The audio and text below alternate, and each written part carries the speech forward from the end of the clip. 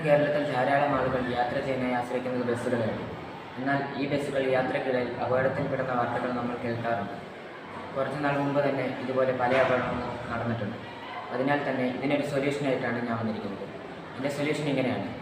ഒരു ബസ് ഓടിക്കൊണ്ടിരിക്കുന്നതിൻ്റെ ഇടയിൽ അപകടം പറ്റി വെള്ളത്തിൽ വീഴുകയാണെങ്കിൽ മുങ്ങിപ്പോകാതിരിക്കാനും അതിനകത്തുള്ള പാസഞ്ചേഴ്സിൻ്റെ ജീവൻ രക്ഷിക്കാനുമായിട്ടുള്ള ഒരു സൊല്യൂഷനാണ് ഞാനിവിടെ കൊണ്ടുവന്നിരിക്കുന്നത്. എൻ്റെ സൊല്യൂഷൻ ഇങ്ങനെയാണ്. ഒരു ബസ് വെള്ളത്തിൽ വീഴുവാണെങ്കിൽ സൈഡിൽ നിന്നും ഫ്രണ്ടിൽ നിന്നുമായി ഫ്ലോട്ടിംഗ് ടാങ്കുകൾ ഡിപ്ലോയ് ചെയ്യുന്നതാണ്.